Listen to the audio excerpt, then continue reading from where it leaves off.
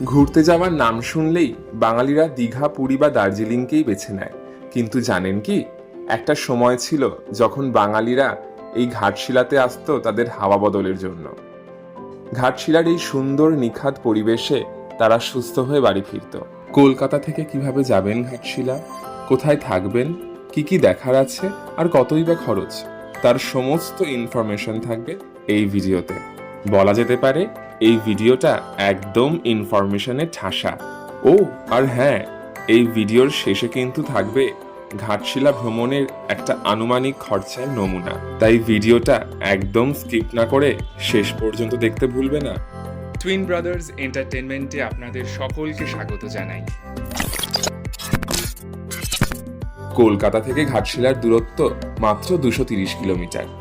তাই হাওড়া থেকে ট্রেন ধরলে মাত্র 3 ঘন্টায় আপনি ঘাটশিলা স্টেশনে পৌঁছে যাবেন।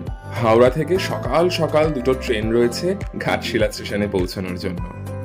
12021 হাওড়া বারবিল জনশতাব্দী এক্সপ্রেস, যেটা ছাড়ছে সকাল 6:20 আর আপনাকে ঘাটশিলা স্টেশনে পৌঁছে দেবে 9:10। ঠিক তারপরেই রয়েছে সকাল 6:35 22861 ইস্পাত এক্সপ্রেস, যেটা আপনাকে পৌঁছে দেবে সকাল 9:26। ট্রেনে বসে সকাল সকাল 3 ঘন্টা লম্বা টানা ঘুম দিয়ে তো নেমে পড়লেন ঘাটশিলা স্টেশন। এর পরের প্রশ্নই আসে, কোথায় থাকবেন? আমরা ছিলাম রাতমোহনা রিসোর্টে। তার ডিটেইলস এবং ফোন নাম্বার আমরা দিয়ে দিচ্ছি।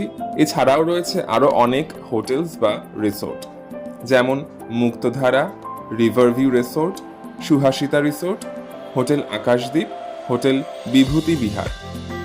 তাদের সমস্ত কন্ট্যাক্ট ডিটেলসও দিয়ে দিচ্ছি, আপনারা প্রয়োজনে কল করে দেখতে পারেন। এবার আসি ঘাটশিলার সাইট সিনের কথায়। ঘাটশিলায় দেখার মতো অনেক জায়গা রয়েছে, যেমন সুবর্ণরেখা নদী, বিভূতিভূষণ বন্দ্যোপাধ্যায়ের বাড়ি, Galudih dam, Gurudi lake, Dharagiri falls, Chitrakoot temple, Siddheshwar hilltop, sunset view point, Rankini দেবীর মন্দির এবং আরও অনেক স্পট। এই সমস্ত সাইট সিন দেখার জন্য আপনি যে অটো বুক করবেন, সেই অটোওয়ালা আপনাদের দুদিনে এই সমস্ত সাইট সিন ভাগ করে দেখাবে। একটা অটোতে দুদিনের এই সমস্ত সাইট সিন কভার করতে আনুমানিক 2500 টাকা লাগা উচিত।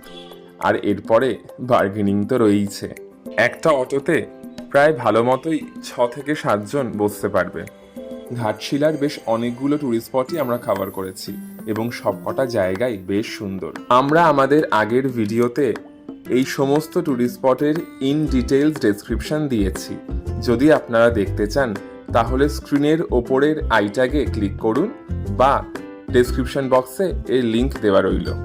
এর পাশাপাশি আমরা যেই অটো করে ঘুরেছিলাম সেই অটোওয়ালার নাম্বার এবং নাম আমরা দিয়ে দিলাম, প্রয়োজনে যোগাযোগ করতে পারেন। এবার ভিডিওর শেষ অংশে বলেছিলাম আপনাদের একটা খরচার নমুনা দেব। হোটেল বা রিসোর্টে থাকা বাবদ আপনি ধরতে পারেন 2,500 থেকে 3,000 টাকা পার ডে পার রুম। খাওয়া দাওয়ার জন্য ধরতে পারেন 1,500 থেকে 2,000 টাকা পার হেড। দুদিনের সাইট সিনের জন্য অটো ভাড়া হওয়া উচিত আনুমানিক 2,500 টাকা।